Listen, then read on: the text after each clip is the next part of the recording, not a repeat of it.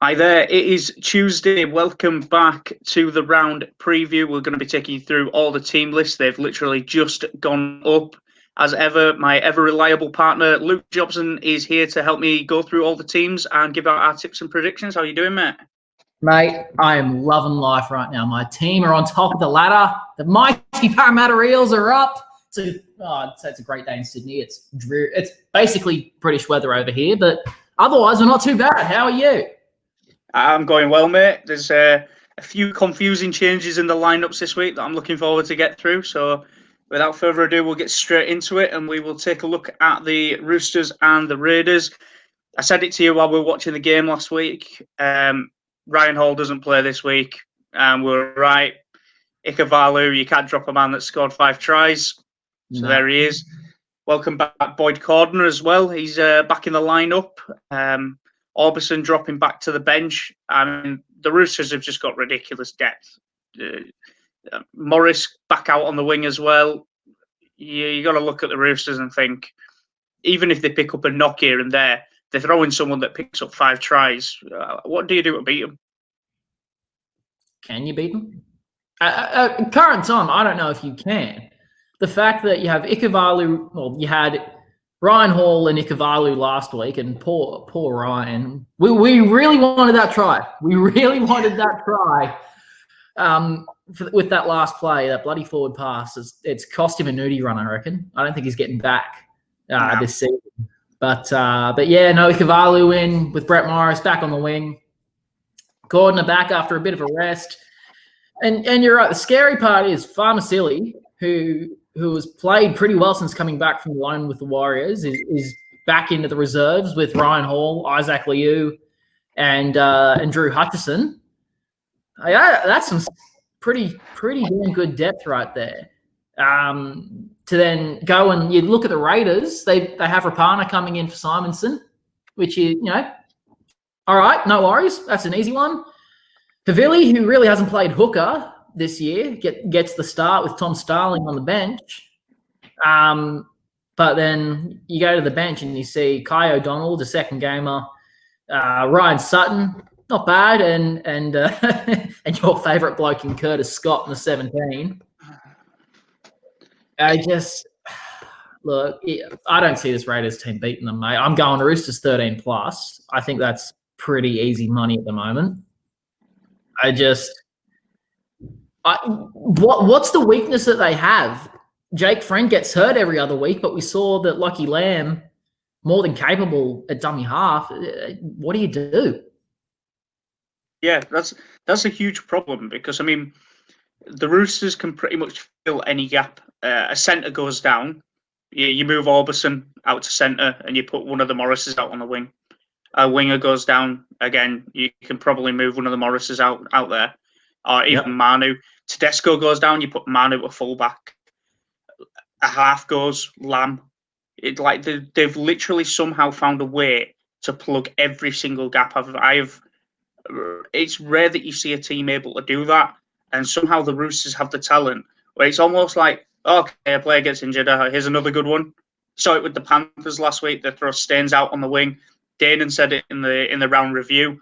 Like the talent pool players just chop in, chop out. Like it's something that just other teams just don't have, the liberty of doing, and that's what makes the Roosters such a dangerous team. That their talent isn't 1 to 17, their talent is 1 to 25.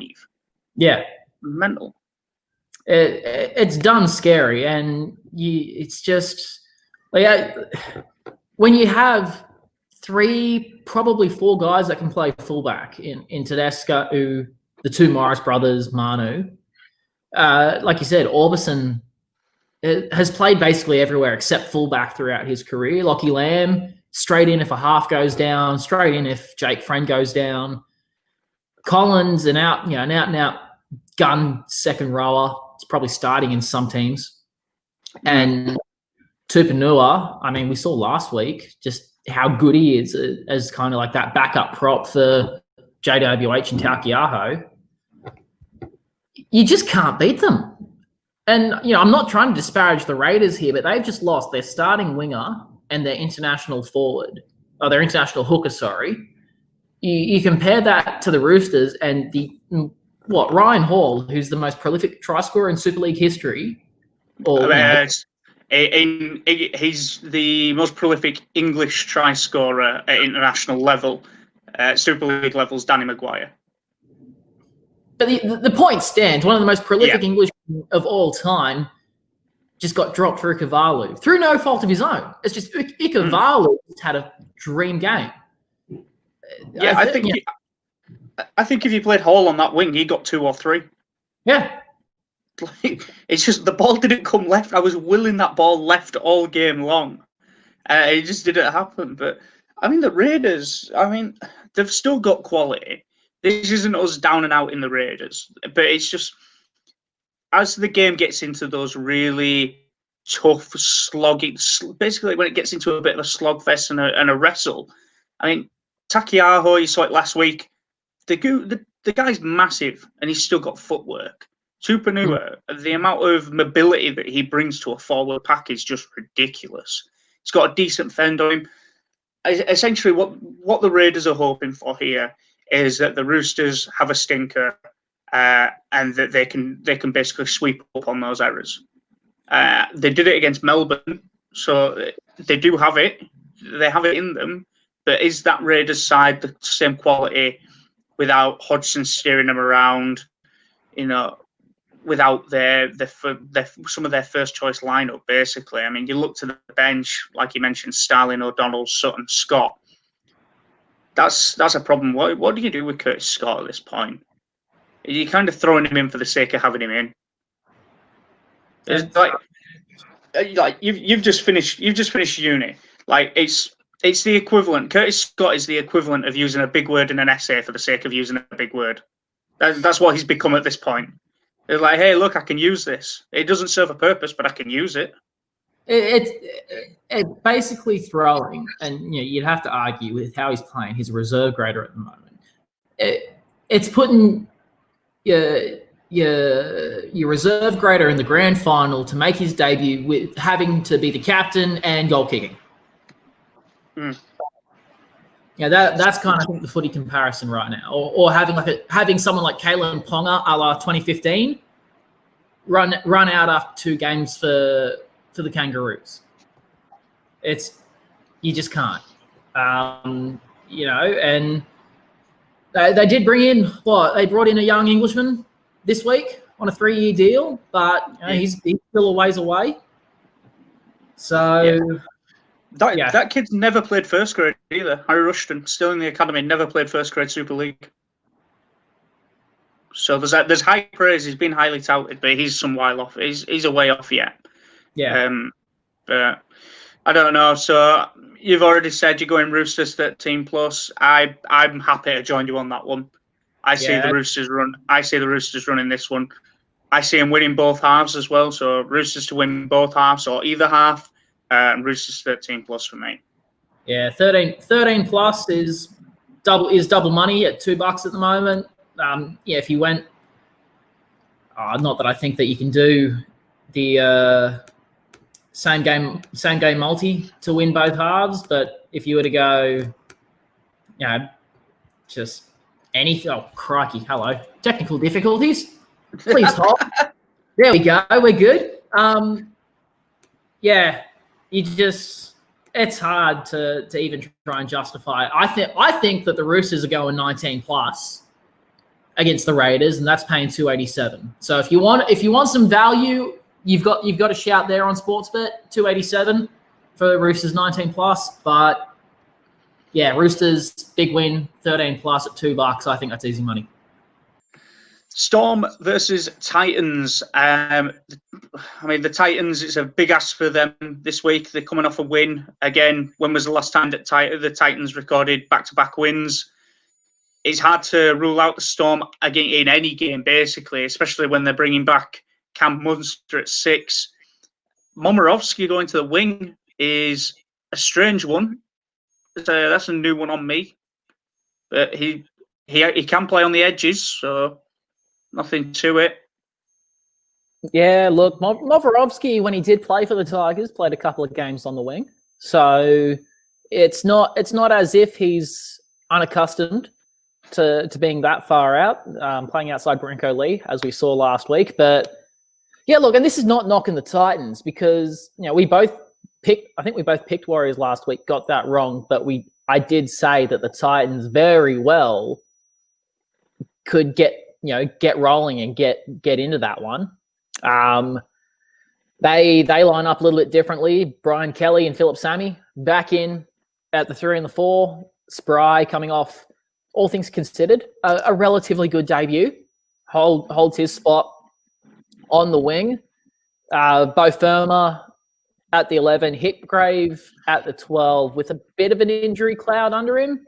So keep an eye out for that. Lasone back to the bench. Sam Stone, who I thought was one of the Titans' best, into the reserves, which is I think a bit of an interesting choice. But I think more than anything, that's starting to show that the Titans have that little bit of depth. You played Cartwright and Firma in the centres, and they were run over in the first 8 minutes. It was 12-0. We were saying, oh man, 50-0, forget about it. But to their credit, defensively they were fantastic. I just can't see it happening against Melbourne this week. One of the competition favourites up on the Sunshine Coast with their star 5'8" back, and that's not anything against Riley Jacks. It came out earlier today that he had a cork earlier in the week and then got corked on the exact same spot again during the game and still played 80. Yeah. So insane effort by him just to get through. They also have Felice Kafusi back, pushing Fasua Mali, Big Tino. Yep. Hey, caramba. I'm sorry, Tino. Yep. I will get your name one day. Yeah, look, I mean, in terms of betting value, mate, there's not much. Melbourne 13 plus are $1.45. Anytime try scorer, there's not much. If you're feeling frisky and you think Munster's a shout on his return, he's anytime at 270. I'm going to go for some cheeky value here and say Brandon Smith at 375, starting at prop, may only play 45 minutes, but if they can wear down the middle third of the Titans, I think that the Cheese could go under for a sneaky try under the posts. So Brandon Smith, 375, anytime try scorer, that's my tip. But, I mean, you would think it should be an easy 13 plus for the Storm. Yeah. I'm going to say Momorovsky and Adokar anytime. I just think that when the Storm work the edges, they're probably at their best. I mean, as you mentioned it, the Titans now have got realistically their first choice backline back in, with the exception of AJ Brimson, who you'd think would probably move Thompson to the wing. Semi's coming back. He's had, about a month and a half out at this point. He's going to be a little shaky, especially, we saw it last week in the Tigers-Rabbitohs game. You stick someone new out on the wing and the centre has a tendency to jam inwards because they're a little bit uncertain about it. So I expect Sammy to maybe come in, and that's how I'd expect probably Momorovsky to be going over. Adokar's always good for a try, even more so against sort of the lower end of the ladder teams. For me, the Storm are going to win this one comfortably. It's going to be 13 plus.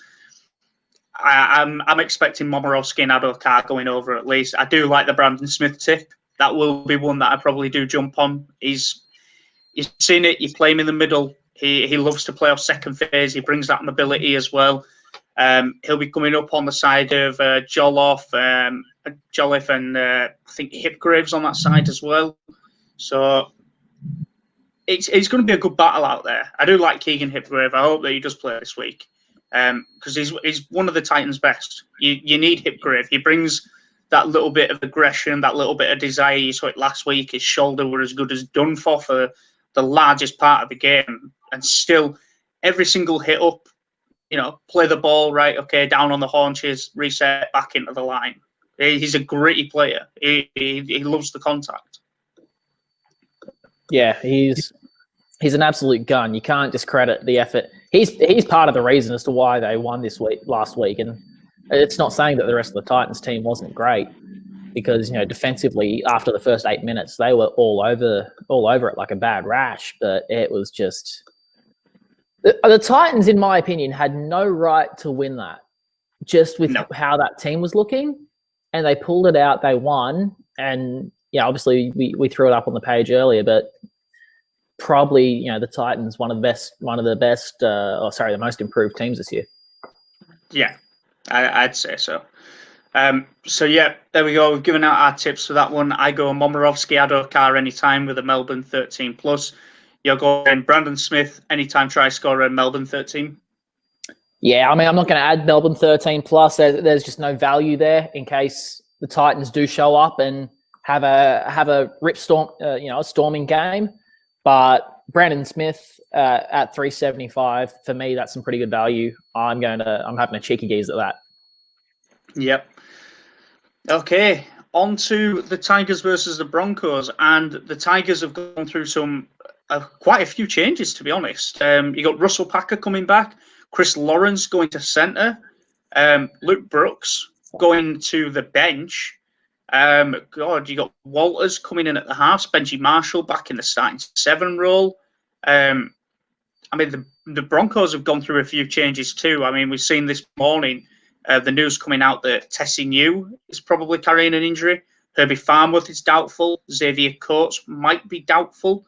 Even, I think it was Offengawa was carrying a knock too from training. So, I mean, at this point, the Broncos are so out of luck. I mean, they got a win last week, but I can't see them, even against this heavily changed Tigers side, coming up points here, because there's just so many changes. We learned last week, and again, I said it. I tipped the Dogs, but said, look, I will not be surprised if the Broncos get up here. And sure enough, 26-8, very convincing winners. Yeah, but we've both gone the Tigers on this. Walters in at 6 is interesting. I don't see Brooks staying on the bench. But if he does, I would not be surprised to see at about the 65, 66-minute mark, either Walters comes straight off for Brooks, or at around the 50 to 55, like we saw last week, Harry Grant comes off for a 10-minute spell, Walters jumps into the 9, and Brooks goes into the halves. It's an interesting one. I'm not sure that I totally agree with it, especially when you have Oliver Clark, who probably had his best game of the season last week, sitting there in the reserves with Michael Cheekham. Paul Reese-Hoffman debuts, scores a try, then gets dropped for Talau coming back. That's a tough go for him. Yeah, look, Brooks 9 missed tackles last week, 4 or 5 tries down that side for the Tigers of Mbai and Hoffman. But like you said, you just can't have any confidence tipping the Broncos at this point, even coming off the win. They win the forward pack battle. I don't have any doubt about that, but I question whether they're able to back up last week against the Tigers side that should be there or thereabouts come finals time. Azarko, 2 tries, saving his spot. But like you said, at worst case scenario, if all 4 of those go down that you mentioned, New, Farnworth, Coates, and Offengawi.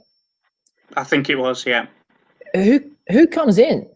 Dearden is a half that every now and then will play hook, but they've got Isaac Luke and Corey Pay.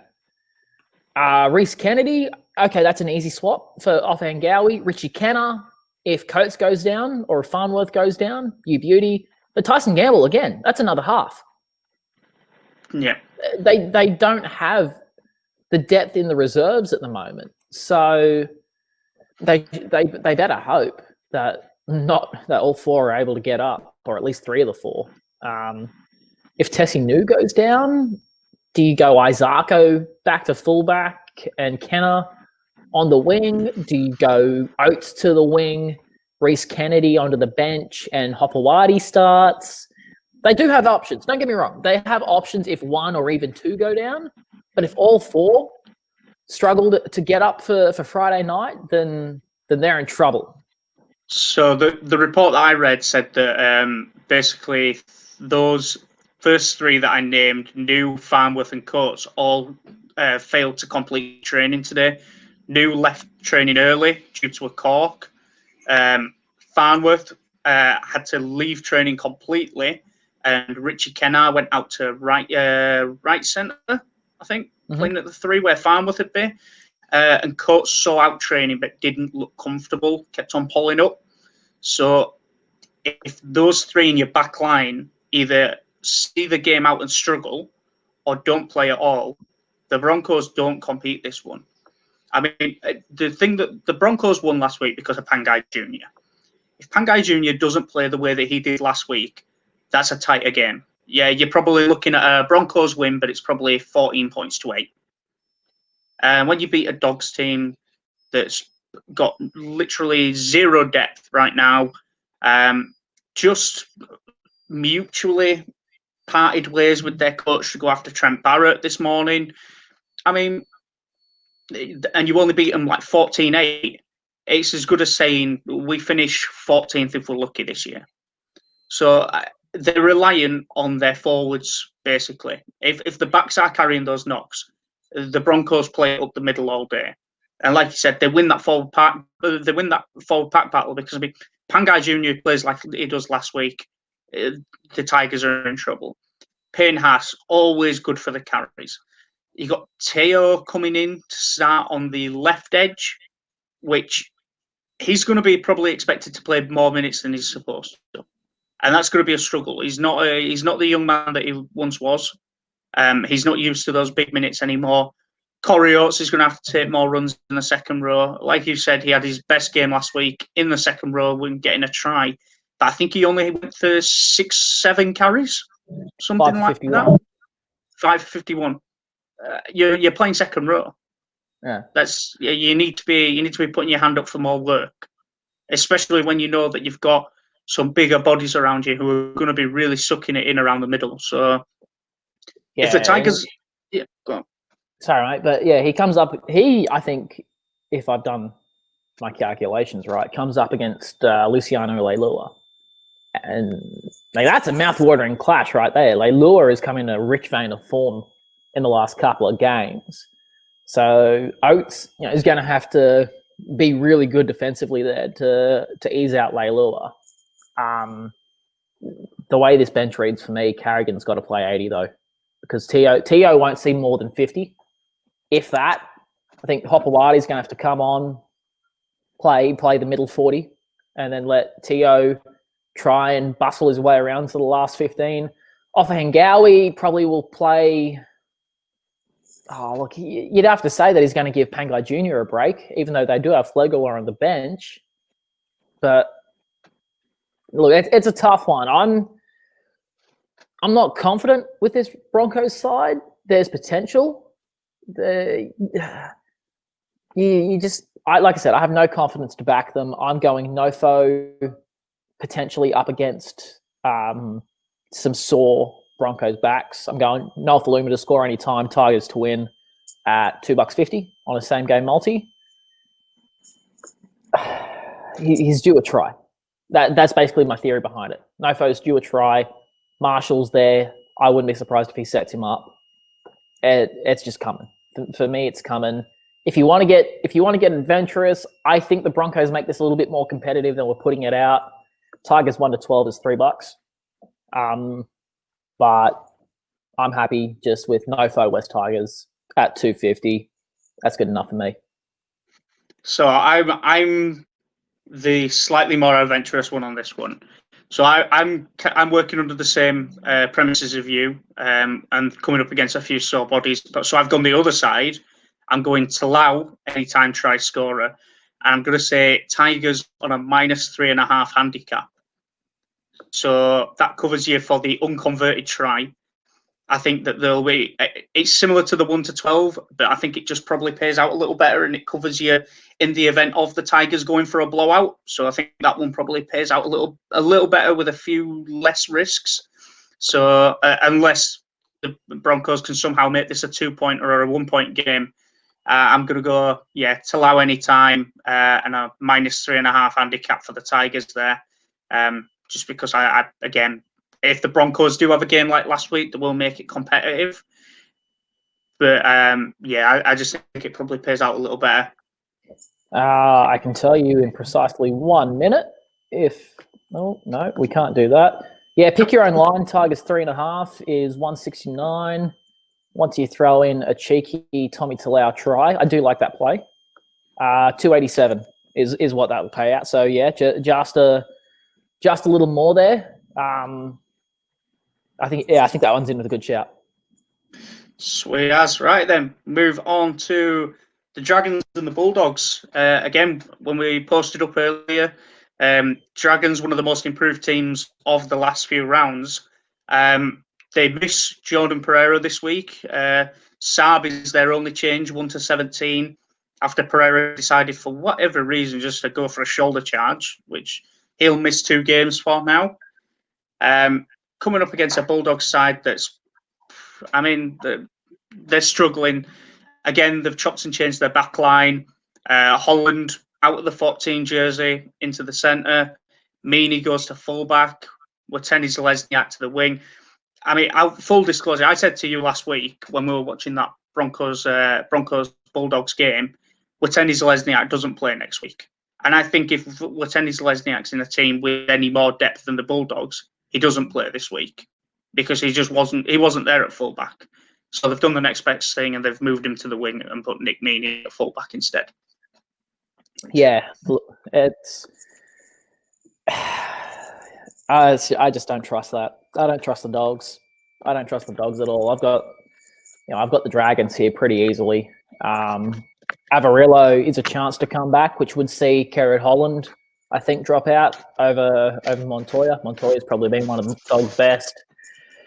The Dragons, I am more than happy to say will be team number 8 in the finals if they keep playing the way they do, assuming that their team is relatively okay in terms of injury, suspension, stuff like that. Dufty has been superb. No 2 ways about it. Dufty has been one of the premier fullbacks since being thrown back there. Zach Lomax.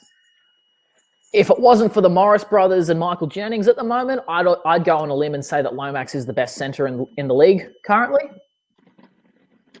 He's definitely playing like it. He's in my top 4 for centres at the moment. Adam Clune, a running halfback, ran for 103 metres last week. A beautiful banana kick to set Norman up. Mate, for a dude who's in his first season at 27, he's an outside shot for Rookie of the Year for me. If he keeps going the way he is, granted, Harry Grant, but who cares? And that forward pack, they're not doing anything special. They're just doing their job.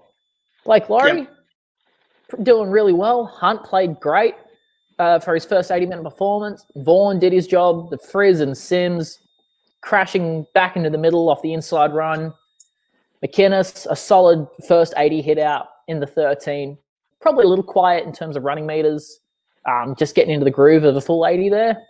But then you have Marin Kerr, Fui Mayono, and Jackson Ford, who are just doing what they need to do.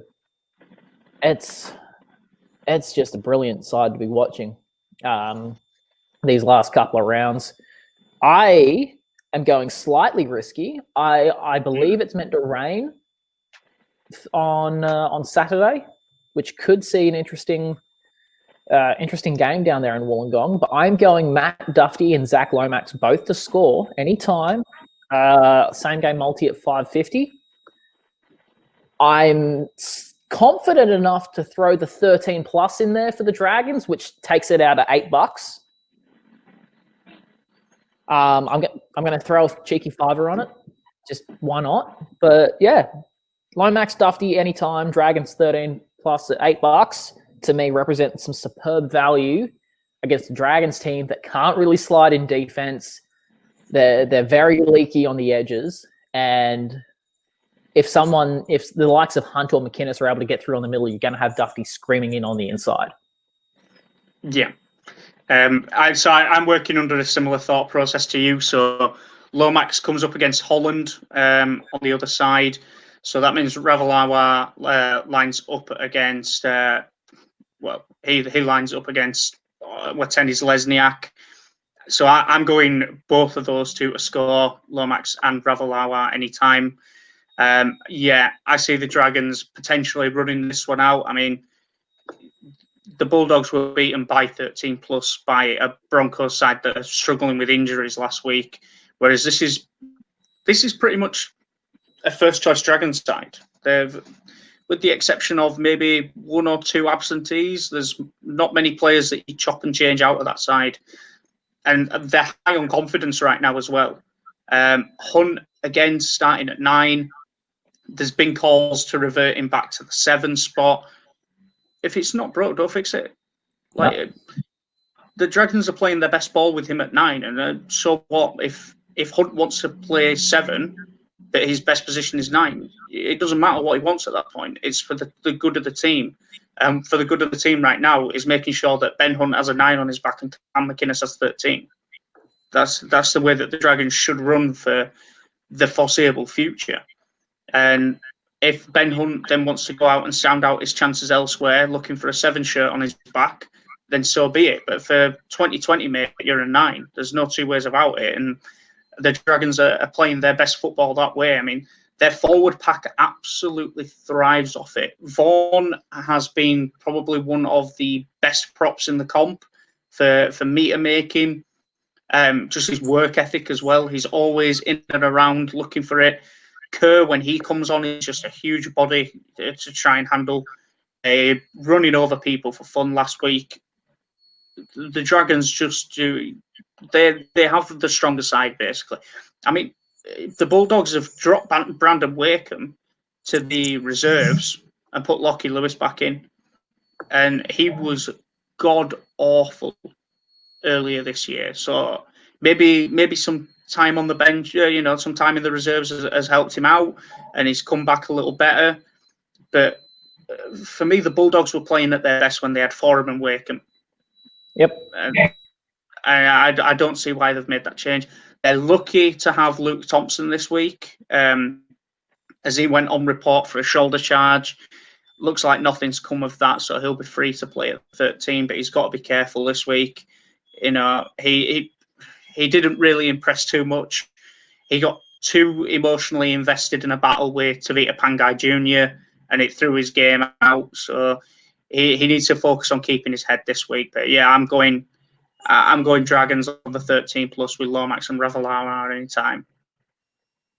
Tell you what, mate, that could be juicy. That could be very juicy. I've kind of skipped ahead a little bit to look at the Bunnies and the Knights betting odds, but Ravalawa and Dufty with the Dragons 13 plus. That could bring in a little bit of money. 625. So now I should point this out. For the tips I give, I only put $5 on it. I'm a broke ass bitch. That's the best way to put it. So I only put a $5 on anything I suggest.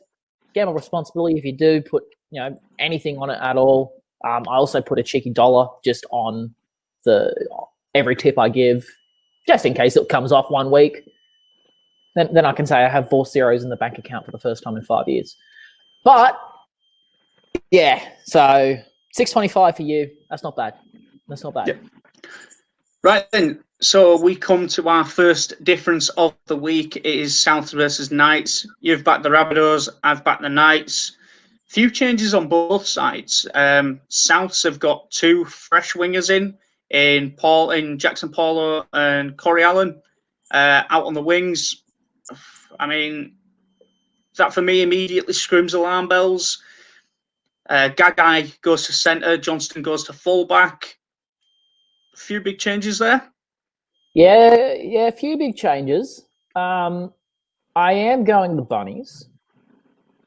Not with any confidence, though. I don't have any confidence just in this game in general. I almost don't want to put any money on it. Jackson Paulo coming in for a debut is is good. I think it's good for him. He'll come up against Tuala, who defensively is very sound, but in attack doesn't tend to offer much. So I think it'll be a good kind of welcome to first grade for him. James Roberts has the potential to burn Tautau Moga. The issue is going to be whether Moga muscles him early on and James goes into his shell, or if he can get around and create some havoc. Gagai at club level, I think his best position is the centre. A great Origin winger. Obviously has been on a bit of a try-scoring spree recently, but I think centre is his best position. He's relatively good defensively. Bradman Best's going to give him a challenge. It wouldn't surprise me if Best goes anytime. And Corey Allen, he's just a good, just a solid winger. Does his job. Nothing special. Nothing too great. Nothing too shocking. It's a tough one because I do think that the loss of Daniel Saifidi for the Knights offers the Bunnies a little respite from what they may have been expecting. And I say a little because they still have Jacob coming in to start. That means Sorlo's going to get some more time. And then they have Mitch Barnett and Connor Watson coming back for the Knights, sitting there on the bench. The more I think about it, the more I think the Knights, and I probably will regret going the Bunnies. I just think that the Bunnies somehow are able to pull it off. I think Cody Walker is able to dart through the defense a couple of times. He could very well, I think, get himself a double. In saying that, I also do have 2 Knights players in my Supercoach team. So I want Kurt Mann to go good. I need him to score a try. I want Clement to hit 70-odd again, but I want the Bunnies to win. I have no confidence in tipping the Bunnies, though, so I'm going to say either team 1 to 10. That pays out $1.72, I believe. Yeah, the try bet 10.5. Either team 10 or less at $1.72. If it is raining, like I think it will be, it's going to be a sloppy game. Ponga's due for a big one, but the kicking game of Reynolds and Walker should keep him out of it, like Parramatta did last week, like the Titans did the week before. Either team 1 to 10 for me in a bit of a low-scoring, scrappy affair. Yeah, I don't think this one's going to be a blowout. I mean, you've got, like you mentioned, you've got Tuala playing on the wing. He's not a natural winger. He's got Moga defending inside him. He's only just on his comeback as well. It's just, this one's going to be out and out played through the middle for me. It's going to be forward pack on forward pack, and if that is the case, the Knights do win this one. There's too much talent in that Knights forward pack for me, even with the bench depth as well. The Souths have got a good pack, but it just doesn't compete with Saifiti, Fitzgibbon, Guerra, SASA, and Clemmer as well. I mean, that's a huge pack. It's difficult to try and knock them back, basically. And the Knights, coming out of their own 20, they're a pretty good side. Mann has been playing his best, playing probably the best he's ever been playing. He's really took that 6 shirt, took it as his own, and he's absolutely ran with it. It wouldn't surprise me if he went over for a try this week. I do think that probably Cody Walker will as well. The halves are going to try and go in and around some of them big tired bodies. With it, as you mentioned, with the weather as well, there's not going to be too much long ball played. Players are going to want to keep it tight to the chest. Players are going to want to run where they'd usually pass, which, okay, that's probably what the conditions dictate. But I see the Knights taking this one. I'd say 1 to 10 as well. I don't see it being a high scoring affair. I think there'll be points. I think if you're going to go the points line, I think you go over 33.5 points. For me, it edges it out. But I don't see it being a blowout on either side. It's going to be a tough one. It's going to be hard fought. But for me, the Knights have got this one. Yeah. Look, I tend to agree with you. I'm sticking with the Bunnies, though. I'm going with my gut. For anyone who does want some cheeky value, Cody Walker and Kurt Mann, we've both said that we think they're both going to score.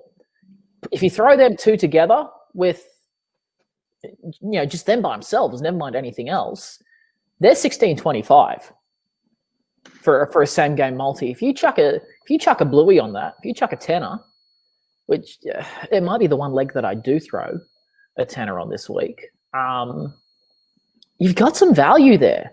You've got some really good value with the 2 5/8s trying to go their way through. If you go the try bet 2.5, 12, either team 10 or less as well, 28-25 for those 3 legs. That's one I'm going to be keeping in the back pocket as if I have a spare fiver to throw on a Saturday afternoon. That'll be one I throw it on. Yeah, that'd be juicy if that comes off Chef Kiss. Wow. Right then, let's go. Sea Eagles Eels. That one's going to be interesting. The Sea Eagles have got a point to prove. The Eels are on top of the table. Cust goes in at 6. You're rocking the Eels scarf. You're a very biased man. We are meant to be an impartial, advice-giving rugby league channel, and you turn up and you get your Eels scarf on. I wonder who you're tipping, Luke. Who do please tell us? I'm tipping Manly 13+. No, look, this is always a tough game to tip. I'm not going to take the Mickey out of the Sea Eagles because it doesn't matter who the hell they have in the team. They always show up against Parramatta. There is no two doubts about it. Obviously, I'm going to tip Parramatta. I'm tipping with my heart and, well, with my head on this one. Just too good. I think Parramatta's just going to be too good. Their depth is superb. I'm surprised that Itokamanu is on the bench even after his little COVID breach. So I'm not sure about that one, but they do have Alvaro and Andy Davey on the bench. If the NRL says, nah, he's gone for a week. Look, Cust at 6, at the moment, that's their best bet. Croker just too error prone. Cust was superb last year when he came in as the 5'8" for Manly. He and Cherry Evans nearly took Manly to places they probably shouldn't have been without Walker. Look, I'm trying not to be biased here because obviously I want Parramatta to absolutely demolish Manly. I think Parramatta just win the forward battle. I'm salivating at the thought of Tapau running at Paulo and Regan Campbell-Gillard. That just makes my mouth water. Nathan Brown against Jake Trbojevic. One could argue that those two and Cam Murray are the 3 in contention for the New South Wales lock position. Because I think Nathan Brown is in with a shout this year. He's playing some dumb good football, and Trbojevic hasn't kind of relived the form that I think that maybe warrants a New South Wales jersey. The back rowers, Sean Lane against Joel Thompson, Curtis Siren and Ryan Madison. As much as I want to say the Eels get up, that's a 50-50. Thompson and Sirenan, while there's nothing flash about them, they're just 2 out-and-out gun back rowers that just do their job. They do it really well. Look, Manly might have the forward depth on the bench. Parramatta do have Niokore and Utokamanu. Gow is only good for 15, 20 minutes. Takarangi is versatile. He can play half. He can play second row. He can play centre. But again, he only saw 20, 25 minutes last week. I don't know whether I go Para 1 to 12 or Para 13+. I'm on the same thought process, and I look at it 2 ways. If Para go up the middle, 1 to 12. If Para go to the edges, 13+. Because if they're going to try and fight the Sea Eagles up the middle, it's going to be a 50-50 battle, just 2 big packs going at it. And realistically, nobody wins in that scenario because you've got players that are as good as match each other there. I think Para do maybe edge it slightly, but it's not going to give them the result that they probably warrant. Whereas if they go to the edges, Tafua's a good winger, Sivo's, in great form. Ferguson's got to be due a try at this point. Wonga Blake's coming into his own at centre. I mean, realistically, you look to the Sea Eagles backline, and Tafua and Sully are about the only decent players that they have there.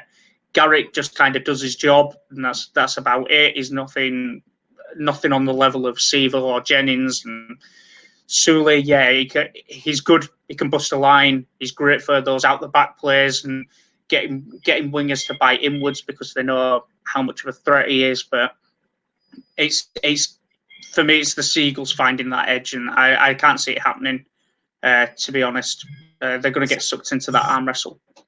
So the thing that I think could worry Parramatta is Daly Cherry Evans has a beautiful passing game, and if he can catch out Sivo and Fergo sprinting in like the Knights should have done multiple times over the weekend, Tafua very well could go for a double.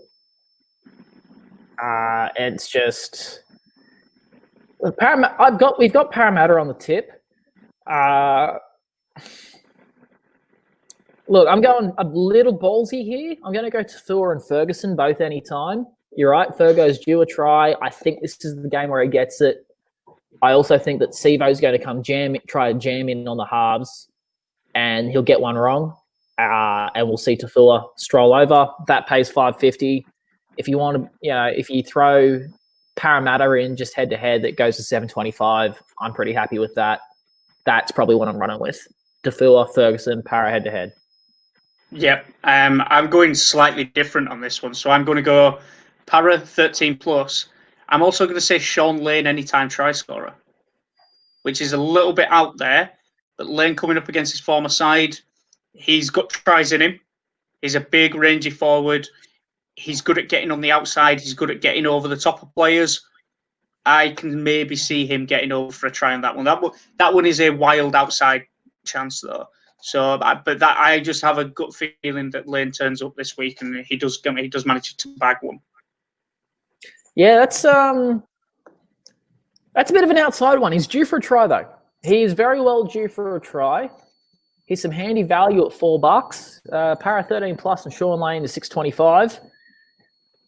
So you're liking that $6.25, mate, but it's a shout. It is a shout. Go big or go home. So speaking of going home, it is the Warriors versus the Sharks. I think this is the last week that the Warriors have 3 or 4 of their players before that they opt to leave the country, unless the NRL makes a decision and the Australian government say, we can sort something out over that sort of travel, but it's looking unlikely. So the Warriors realistically going for one last hurrah against the Sharks because, it's going to be downhill from there. You've gone the Warriors, I've gone the Sharks. And I'm going the Warriors based on what you said. They're looking for one last hurrah for Fusatula, Mamalo, and Parsi. King Vuni, Wawa. I think that's how you say it. I hope I didn't butcher it. I'm sorry if I did. Not named in the 21. He's going to go home as well. Look, you really can't blame them.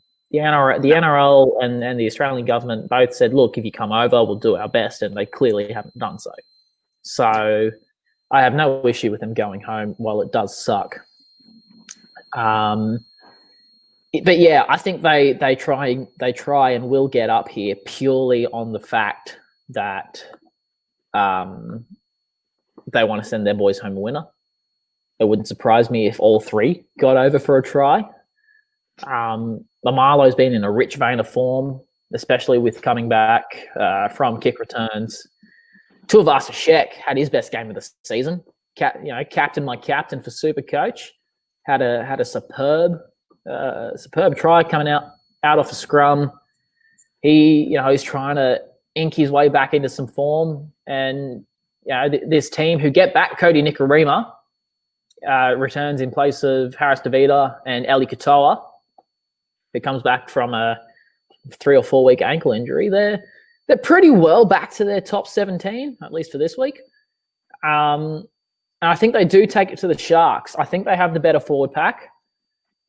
The Warriors, arguably, they have the better side bar centers and halves. Dugan as a fullback is great, but Tuivasa-Sheck every day of the week. Mamalo and Fusatua. Katoa probably has the force, but Mamalo's just going to go all over Mulatalo. The forwards are too good, and I think Adam Blair will come out firing after being asked to retire or leave. Mm. We saw when the Warriors did that for Blake Green. He arguably had his best game of the year. I see Blair doing the same. Look, I'm going Warriors head to head. I just think the Warriors are going to kill it. They're turning that little Central Coast Stadium hub into a little bit of a fortress. And whilst the Sharks are going to come out firing with Sean Johnson getting back into some form, I just think the Warriors are going to get up for their boys.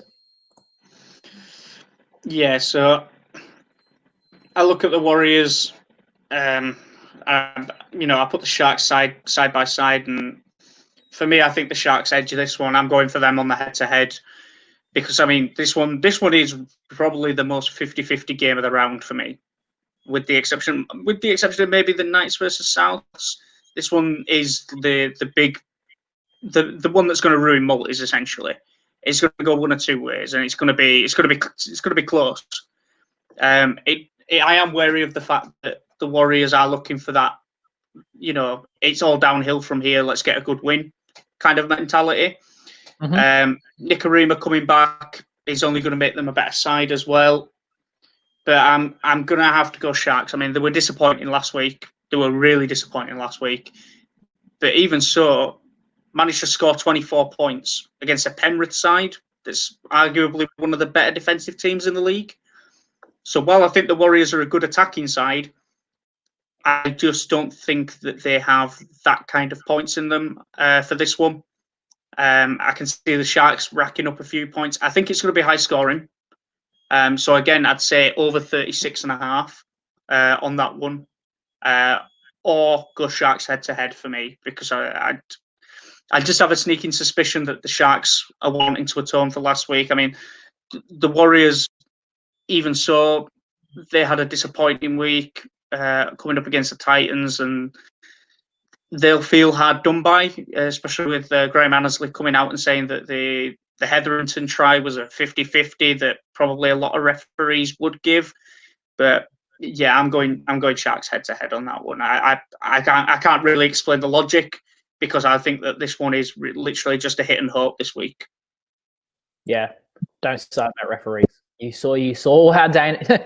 If you go back to our round review with Dana and I, you'll see the rant and the discussion that we have. So let's not start on that regard.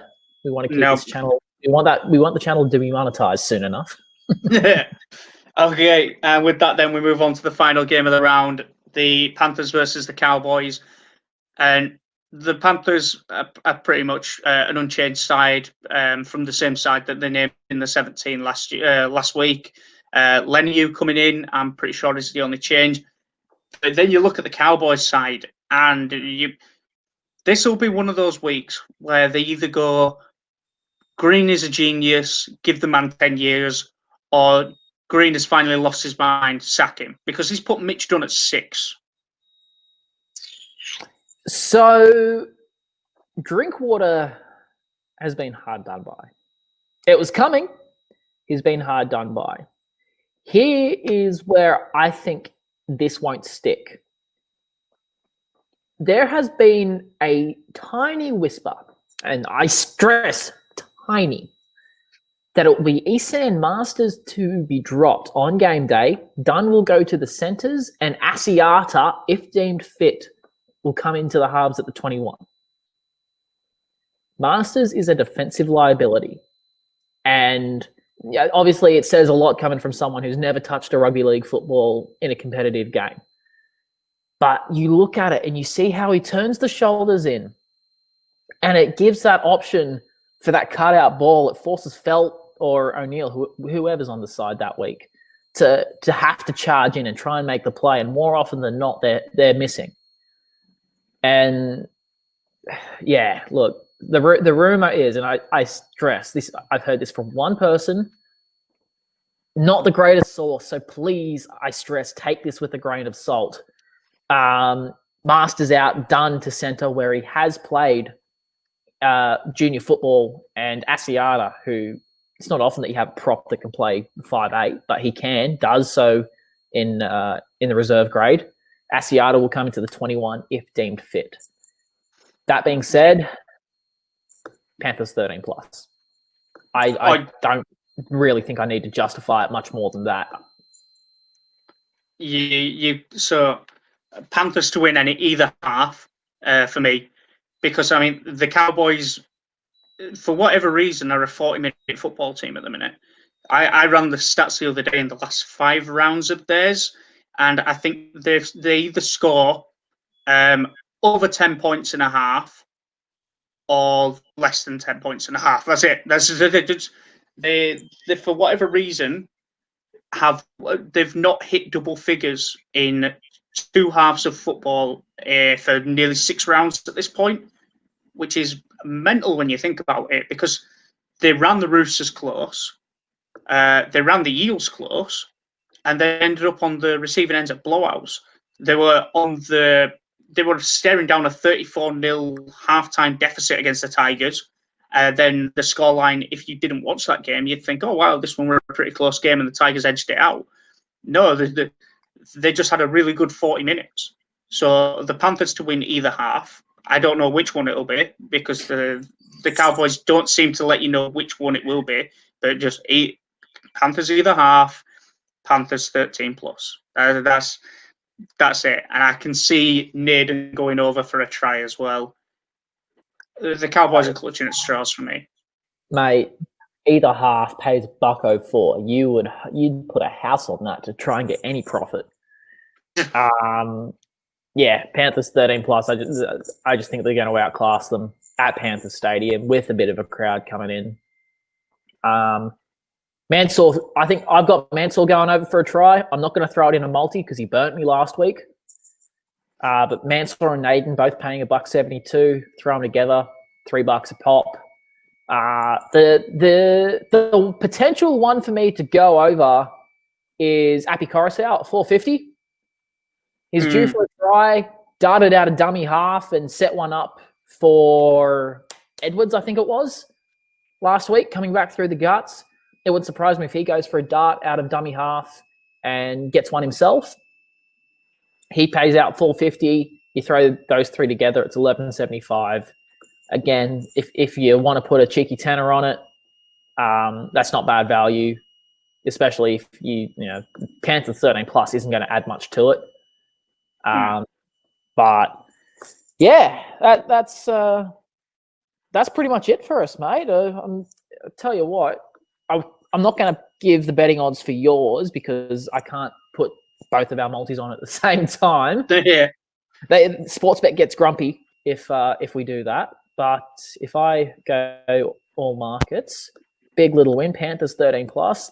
Now, assuming that you put all of my beautiful multis together and you power play it at the current odds. So current odds, just for those wondering, for Roosters 13 plus, Smith anytime, Nofo Tigers to win, Lomax Duffy, Dragons 13s plus, Bunnies Knights either side 1-10, Tafua Fergo Para to win, Warriors to win, Panthers 13 plus. Current odds on Sportsbet as of 6:19 on Tuesday the 14th.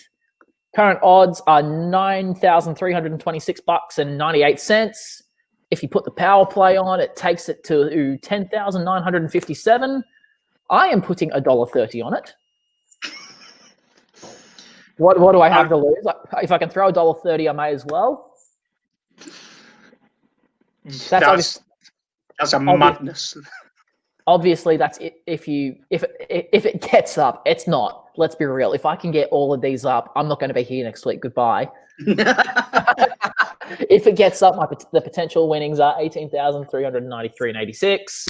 Right now in our little competition, it is 2-2. So join us for the round review to see how we get on, and I will be celebrating being 3-2 up because I am getting up this week, Luke Johnson. There is no 2 ways about it. Tell him he's dreaming.